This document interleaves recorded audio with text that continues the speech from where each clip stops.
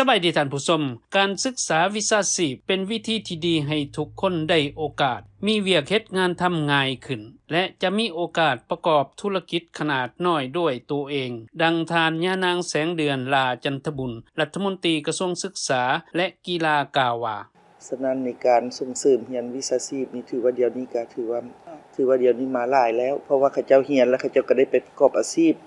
แต่ว่าสิ่งที่พวกเขาเฮ็ดนี่ก็ไม่มีระยะยาวระยะสั้นระยะยาวนี่ก็คือเพื่อนักเรียนที่ว่าจบม.ต้นม.ปลายเรียนระยะยาวแต่ว่าผู้ที่บ่จบประถมบ่หรือว่าจบประถมหรือว่าบ่จบมัธยมต้นก็ยากแล้วพวกเขาเปิดโอกาสให้เข้ามาเรียนคือเรียน3เดือนบ่6เดือนบ่9เดือนบ่เน้นภาคปฏิบัติตัวจริงหลายขึ้นแล้วพวกนี้ก็สามารถไปประกอบอาชีพของตัวเองแบบปลูกฝังปลูกเห็ดบ่เลี้ยงกบสิ่งท้าทายก็คือการเข้าหาแหล่งทุนหมายความว่านักเรียนเฮาก็จบไปหลายแล้วแต่ว่าบัดจะไปประกอบอาชีพด้วยตัวเองนะการจะเข้าหาแหล่งทุนนี้ก็เป็นอุปสรรคของเขาเจ้าบางคนนี่มีทุน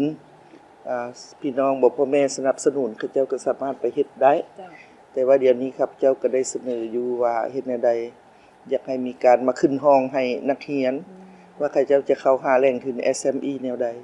ภายหลังที่เขาเจ้าจบแล้วเขาเจ้าจะบ่ได้คิดว่าต้องไปสมัครเฮ็ดเวียกนำรัฐบ่หรือแนวใดต้องคิดว่าเขาจะไปประกอบการแนวใดและจะมีแหล่งทุนเข้าสู่แหล่งทุนนั้นแนวใดนำธนาคารความจริงแล้วหลักสูตรที่พวกเขามีนี่ก็ถือว่าเป็นหลักสูตรพื้นฐานให้นักเรียนได้เรียนแต่ว่าบัดจะเข้าไปสู่แรงงานแท้ๆแล้วมันก็ไปตามความต้องการของผู้ที่มาลงทุนหรือว่าร่วมมือกับพวกเขาแล้วฝึกอบรมนำกันเพิ่นต้องการสาขาอันใดแล้วพวกเขาก็เปิดสาขานั้นเพื่อสร้างหลักสูตรนำกันและอบรมนำกันเวลาเรียนแล้วเพิ่นก็จะไปได้เวียกเลยอันนี้ก็เป็นสิ่งที่พวกเขาอยากเฮ็ดอันนึงอีกแล้วแม่นพวกเขาก็ได้ร่วมกับ